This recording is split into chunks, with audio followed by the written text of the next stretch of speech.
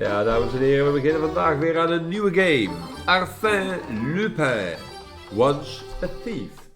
Het is een bijzonder startscherm, maar mijn opties zijn Engels en nieuw game. Dus we gaan maar gewoon beginnen, kijken wat er gebeurt.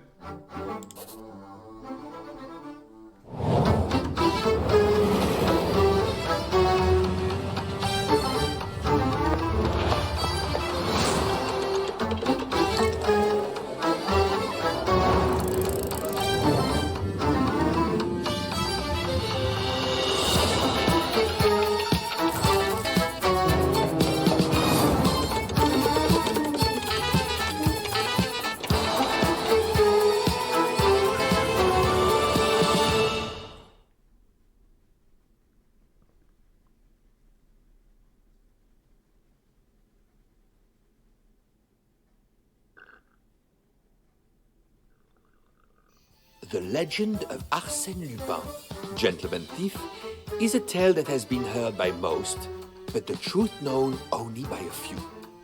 Opinions are divisive, a playful swindler or a hardened career criminal. One thing that cannot be argued, the excitement of Arsene Lupin and his antics are unrivaled.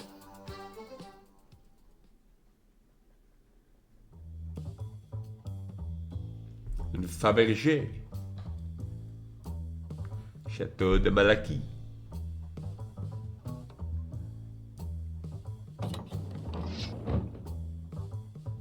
They're just paranoid, as if Lupin's going to get anywhere near this place. I know you keep saying it's an impenetrable fortress, but you've heard the stories. Don't worry, it's an easy gig. We got our posts, and that egg stays safe and sound. Gentlemen,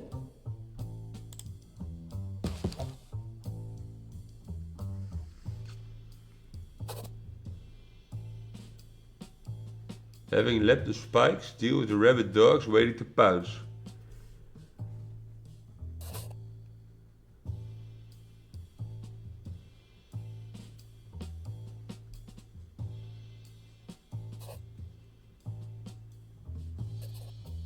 Nou ja, dan laten we beginnen met de entrance. Beginnen met de entrance. Spikes. Having leapt the spikes, daar moeten we overheen. Dan pakken we die dogs aan. Daarna zijn de dogs uitgeschakeld. Dan hebben we die guards. Die zijn dan klaar. Ja.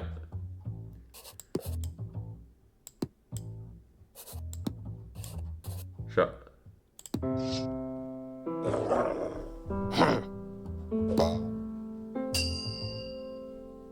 An impossible undertaking for most, a walk in the park for Arsène Lupin.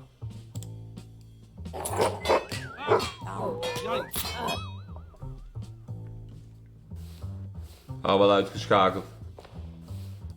He was triumphant over the trials that had stood before him, but it was only with careful planning and execution that he could make every task look so simple.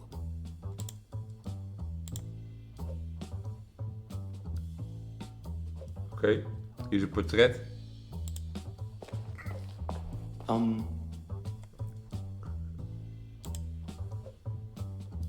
Bejeweled necklace. huh?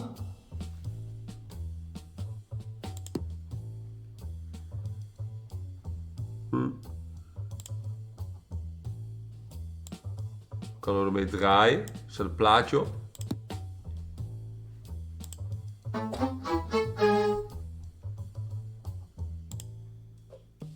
We hebben een guard.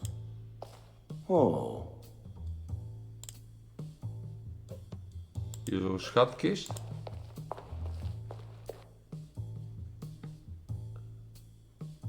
Emerald. Een diamond. Een ruby. En een kistje. Alles meegenomen.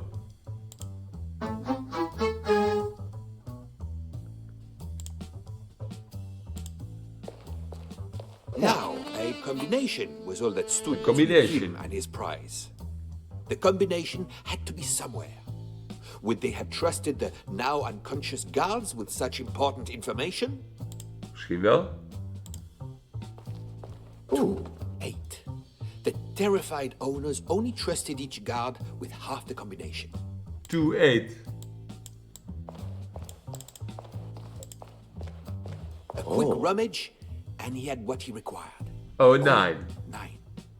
2809.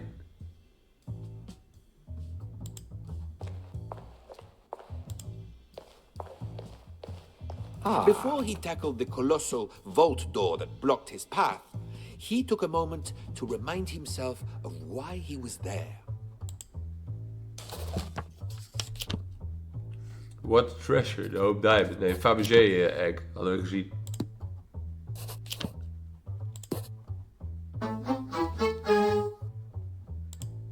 Huh.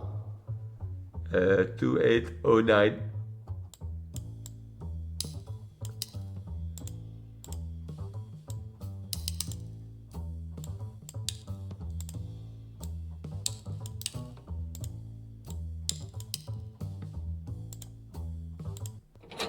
The vault stood open like a cookie jar, just waiting for him to reach in.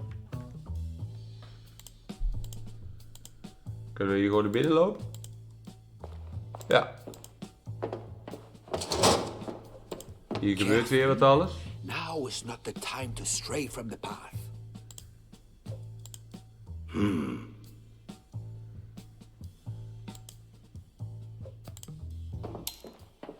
Huh.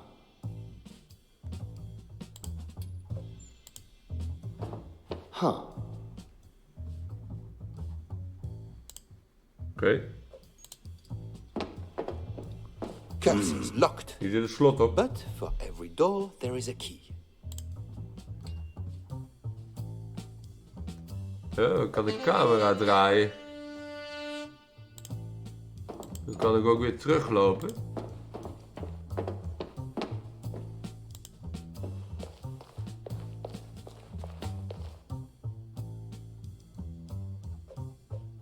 Ah, kijk eens. T-Rex skull. Daar hangt de sleutel in.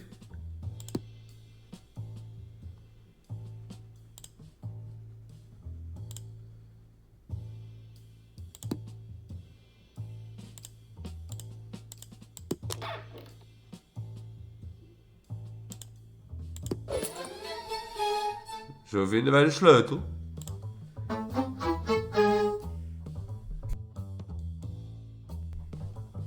En daarmee kunnen we dan die kluis gaan openen. Nu we de sleutel hebben.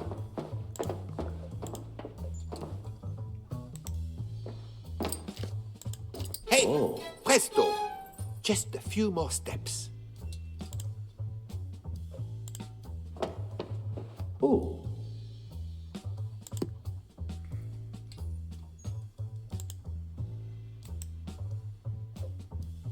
Ik kan erop klikken. Dan kan ik ook zeggen, gebruik een item, een zandzak. A steady hand and...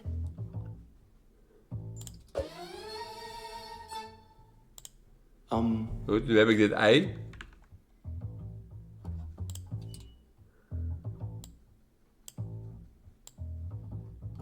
Hier zit een latch. Of course, it was not the obvious that he was seeking. There was a more valuable prize inside. Oh. Nou, laten we hier dan een gezicht van maken.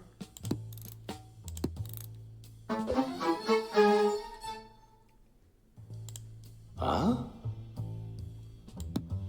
Dan kan die open. De Black Pearl. In all its beauty, the Black Pearl, what he had really been chasing for so long. All that was left to do was escape. A simple task after the gauntlet of obstacles he had just championed until the alarm. If an alarm is required. Let me guess. You read that in the newspaper. They also said I ran around in a top hat and cloak. When have you ever seen that? A little exaggeration never hurt, but it's your story to tell, if you have a different version of events. If you want the real truth, we'll have to go back further still. Let me tell you about a young man, Bernard Andrézy, his investigation and how it led to my arrest. The arrest of Arsene Lupin. Volgende chapter. On the second day, at a distance of 500 miles from the French coast, in the midst of a violent storm, a wireless telegraph message was received.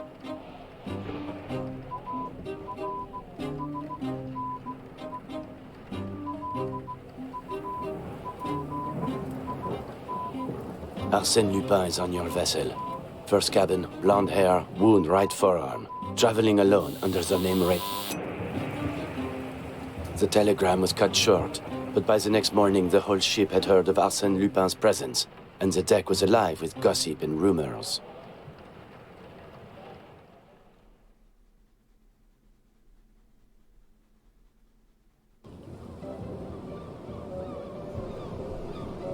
Zo komen we aan in een nieuwe Can you chapter. believe it? Arsene Lupin stowed on board. I heard he once dressed as a Spanish bullfighter and a Russian physician. Arsène Lupin, the man of 1,000 disguises.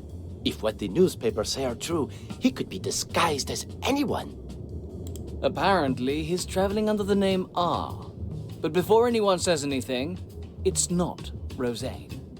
The waiter at breakfast told Miss Underdown and I that he had snuck on in the dead of night in a rubber life raft.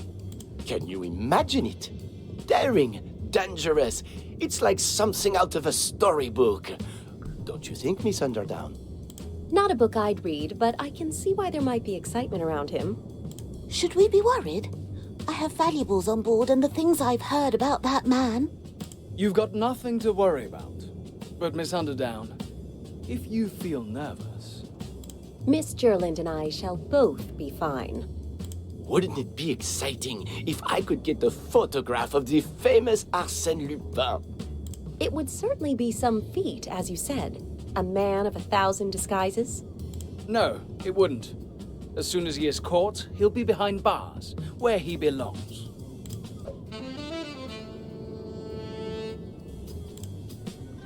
Zo begint een nieuwe chapter die we in de volgende video gaan oppakken. Tot dan!